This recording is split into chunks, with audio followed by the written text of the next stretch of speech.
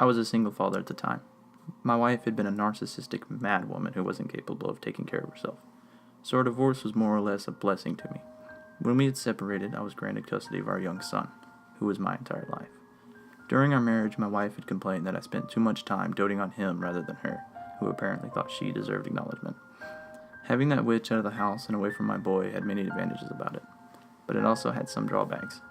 I was working all the time, so I'd often hire a babysitter or call my parents to see if they could watch my son. I usually tried to get my parents to do it, but every now and again I had to settle with Marcy, the only babysitter who was ever available on short notice. I never particularly liked Marcy, as she was always a bit on the irresponsible side. Marcy would often spend most of the time babysitting on her phone rather than paying attention to my child, and every time she saw my car pull into the driveway, she grabbed her things and left out the back door. She was a pain, but she was all that was available. One night I stepped into my home and called her name, but there was no answer. I assumed she must have left through the back door again, so I paid no attention to her lack of response. I walked into the living room and saw at the top of the stairs was my son, still in his pajamas. "Hey, sport," I called to him before noticing the look on his face. "Something wrong, son?" "I had a nightmare, Daddy," he told me before running down the stairs to hug me.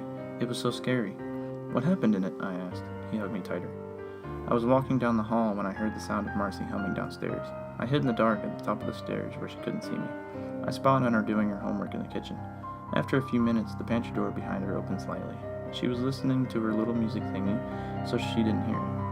Out of the pantry, there was this naked monster man with very tiny little black eyes. He shivered. "Go on, son," I cajoled. Well, the monster man watched her for a long time, and then he waved his hand in the closet in the living room. It opened, and another monster came out of that door. She was focused on her homework and her music, and it was so dark she didn't see him either. The two monster men watched her for a while before the second monster man waved at the window. The curtain was pushed away, and there was another monster man behind it. Marcy didn't see him either. So then the third and the second monster then waved in the basement door, and two monster men came out. I was so scared, Daddy, but I tried to be quiet and none of them saw me. They all watched Marcy for a few minutes before the one right behind her started growling. She didn't hear it. It growled louder. She made a face and blinked. I was praying that she wouldn't turn around, Daddy.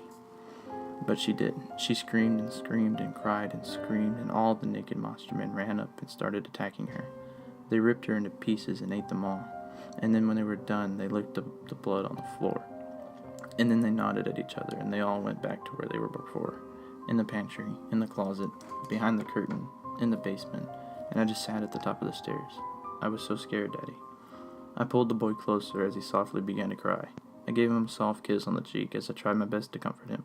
"Then what happened, son?" I went to leave and get the neighbors' help. I thought that if I ran fast enough to the door, they wouldn't catch me. I ran as fast as I could, but they all jumped out at me, Daddy. They were so scary. They grabbed me and they were about to eat me when... What happened, son? He stuttered as he attempted to weep out the rest of the tale. "You can tell me anything, son. What happened?" I stroked his hair as he began to compose himself.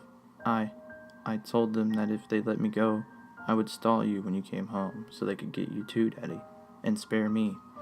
All was silent for a moment, and in that moment I could hear a series of doors opening all around the house. My son buried his face in my chest. "I'm sorry, Daddy."